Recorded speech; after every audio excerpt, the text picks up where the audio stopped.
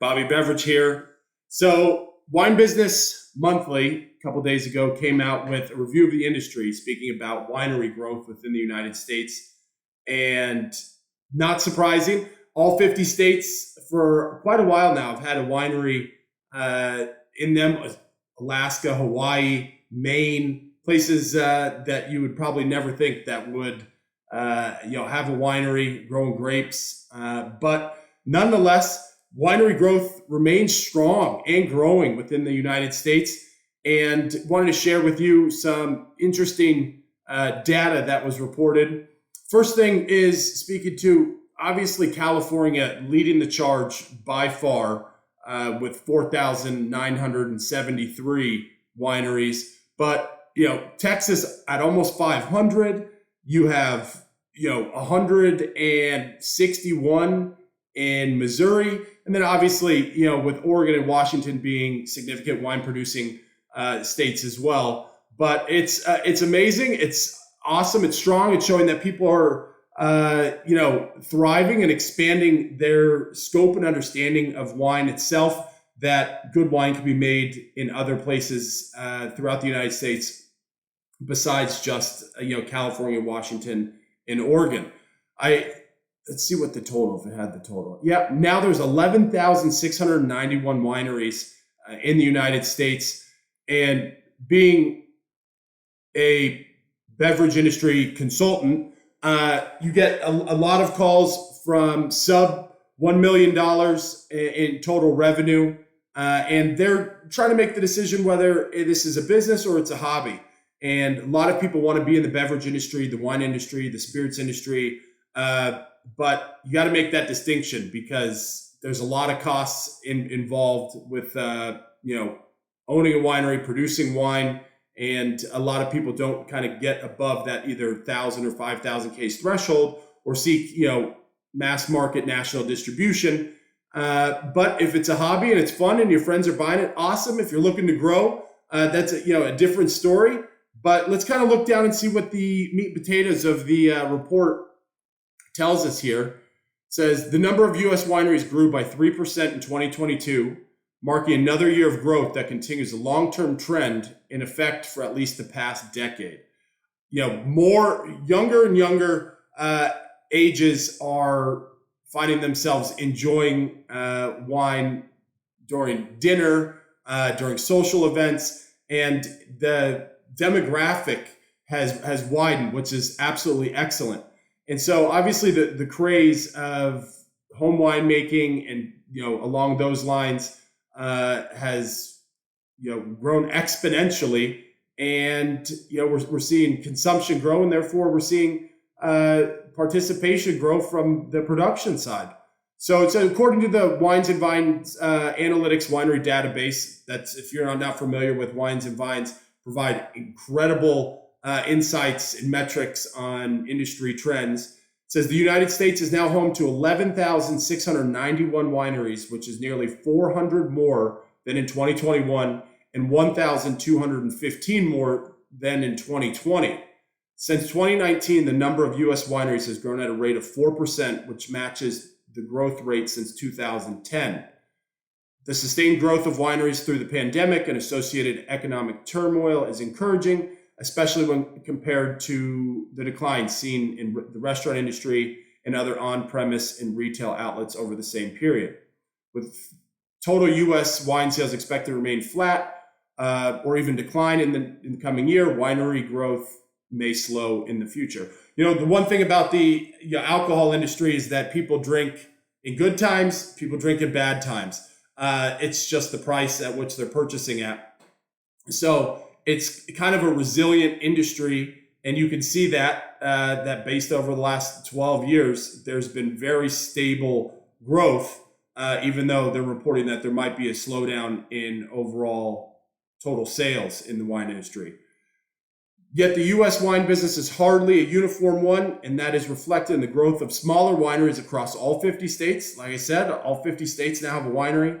There are now 15 wineries in Alaska, 6 in Hawaii, 7 in Wyoming, and the Dakotas are home to 38 wineries. The wineries in these states are small operations. but that is true for 8 out of every 10 wineries in the United States. In 2022, 49% of all U.S. wineries fell into the limited production category, making fewer than 1,000 cases, while 33% are classified in the database as very small, producing fewer than 5,000 cases. Who would have thought?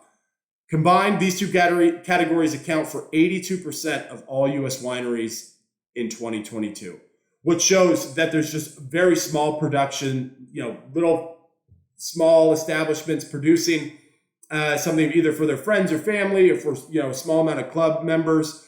That doesn't necessarily mean it's bad, bad wine or inexpensive. There are plenty of wineries that are sub 5,000 cases that are producing excellent quality wines around the United States at premium or ultra premium luxury price points that sell out. And so if you're selling out your product, there's no reason to grow. Try to grow your footprint into either other markets or seek out more distribution, et cetera. So it's positive to see that with growth in terms of how many wineries are popping up across the United States, there's obviously a home for what they're producing. Cumulatively, however, the large number of small wineries helps the industry make an oversized economic impact. In 2022, the lobbying group Wine America released a report that stated the industry generates $276 billion in total economic activity, employing more than 1 million people, generating more than $95 billion in direct and indirect wages, and nearly $23 billion in tax revenue. So obviously the size of the wine and spirits industry is enormous, and there's a lot of people involved from basically farm to fork, so to speak, from the vineyard to production to bottling to sales and marketing and retail. So it's good to see that the industry remains strong and that people are finding love and passion and bringing awareness to this. Obviously, in my view, sometimes the more the better in terms of competition. There's a handful of suppliers that control the majority of the marketplace, and it would great to see some more diversity in terms of what brands are available at retail and restaurant level.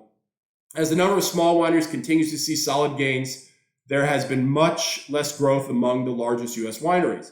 Those that produce more than 500,000 cases a year, wineries that produce more than 500,000 cases a year. In 2022, there were 71 such wineries that were producing more than 500,000 cases, unchanged from the previous year and down from a high of 74 in 2022. So there's obviously been a lot of mergers and acquisitions of brands by top suppliers. Whether it's Delicato, Gallo, Wine Group, etc. And you obviously through that consolidation, they take more market share and have more control over the marketplace by sheer volume, as well as sales efforts through the people that they employ. But nonetheless, wanted to bring this to your attention that there's closing in on 12,000 wineries in the United States. That's huge, as well as the growth in some specific states, such as Alaska and the Dakotas, that I found real interesting. So it's an industry that a lot of people want to be a part of, but make that choice on whether it's a hobby or it's a business. You got to make that choice. But there's no reason why you can't dabble in it a little bit, in either direction. There was another thing while we're talking about industry trends and data that I wanted to share in terms of purchasing behaviors for alcohol consumers 21 to 39. This is a report that came out from Wine Opinions. And in July 2022, Wine Opinions conducted surveys of the U.S. beverage alcohol consumers between the ages 21 and 39. And let's just see, what were the biggest things here? So higher frequency of beer consumption skews to males 66% weekly versus 37% of females. I think most people would, be able to predict that. Frequent consumption of wine skews to female, 37% weekly and 22% of males. Interesting. I for some reason, beer is associated with men, but obviously through what this is reporting, it kind of validates that. And with wine, obviously it skews not as heavily towards females, but definitely significant. So weekly or more often consumption of spirits is even by gender, 30% of males and 29% of females. Interesting. You find more people are consuming spirits, Friday through Sunday rather than maybe a, beer or glass of wine after work, et cetera. So it's really the environment and that in which people consume their alcoholic beverage of choice. What's really interesting here is in terms of consumption frequency, less often or never, you have 17% of people of 21 to 39 not drinking beer at all, or less often, 21% wine and 20% spirits. What's interesting about that is that there's still a huge untapped market in terms of people that can be brought over into the wine and spirits industry, either through, wines that have lower alcohol, through, different shapes or forms of which that they can be exposed. But it shows that there's still huge growth opportunity to reach that demographic based upon the almost 20% of people who aren't or rarely consuming beer, wine, or any spirits. Let's see what else they have to say here. Among all who prefer beer, about 1 in 4 are also weekly or more often wine drinkers, and 1 in 5 drink spirits weekly. Yeah, we kind of just dove into that. So then we got wine consumption growth among the 20s and 30s segments. This is interesting because these are the customers that beverage industry suppliers want to target now, so that they become a loyal customer for the next 25, 30, 40 years. And so in terms of purchasing trends and targeted demographics, it's really important to understand these metrics because it's interesting to know what consumers are purchasing and what their habits are in terms of consumption. It says those in their 20s were most likely to report increased consumption frequency across all types of beverage alcohol. These net gains mostly reflect their early childhood experimentation with beverage alcohol choices and types. However, it is notable that increased consumption frequency of wine among the 21 to 29 cohort was equal to their increased consumption frequency of spirits. So there's some good balance there. Obviously, I think people remember in their 20s, there probably wasn't a standard, drink that you were going to. It was kind of what's available. Or if you're at a bar, you did have your specific cocktail. But there's definitely people are opening up their minds, trying different things, seeing what they like, which is awesome. So respondents in their 30s, however, showed very little change in their frequency of drinking either beer or spirits, but a net 8% gain in frequency of drinking wine. So in my view, it's showing that once you cross that 29-year-old, threshold, that you're becoming, a little bit more elegant and sophisticated in your approach. That's not to say that, there aren't elegance and sophistication in beers or spirits. But it's just interesting to see that there's an 8% gain in the frequency of drinking wine once you cross over 30 years old. Increasing wine consumption frequency among those in their 30s, while beer and spirits consumption frequency are essentially unchanged, indicates the growing adoption of wine amongst 30-something. I tell you, probably should have wrote this article, but it's good to have the information and have it validated in terms of getting it out there, sharing it with the suppliers, and knowing what the consumer is doing in those specific age ranges. Better for you, wine purchases and interest. let's see what. So we got respondents were asked to indicate their purchase history or interest in better for you wines, defined as lower in alcohol, calories, carbohydrates, and sugar. So more than 1/3 of respondents in their 20s and 30s cited a previous purchase of such wines. The finding aligns with previous wine options studied, which have shown that higher purchase incidence of better for you wines skews to wine drinkers under the age of 40. I would say, grow now from your early 20s, people are definitely becoming more health conscious, and it's becoming, people are watching what they eat, watching what they're ingesting into their body. And so therefore there's a kind of a seamless transition into, people looking for, what they're calling better for you wines that are more enjoyable, that you don't have to be as conscious about maybe the calorie intake, that you're going to get, drunk. You can enjoy the product that you're drinking without having, to worry about kind of the alcohol effects of alcohol, whether it's weight gain or intoxication or something along those lines. So that just in terms of what you've seen in terms of, nationally, people being more health conscious, it's just a matter of time, which is being communicated now, that people are translating those health conscious decisions into what they're drinking from an alcohol and beverage standpoint as well. Under 40 drinkers' interest in organic and sustainable.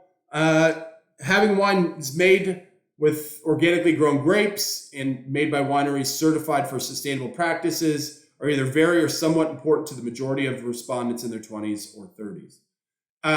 There's a lot of brands out there that put organic, sustainable on the label, and there was recently an article, maybe it was on 60 Minutes, speaking to what are the qualifications and how is it being monitored to ensure that when organic and sustainable printed on alcohol labels, that it's truly adhering to those standards, because you see a lot of the time that, let's just take, for example, sometimes you see seedless grapes that say, non-GMO. Well, that's misleading, because all grapes have seeds and they've been genetically modified not to have seeds. So for, the packaging and producer to put non-GMO, is very misleading, because there's no seeds now in those table grapes, which you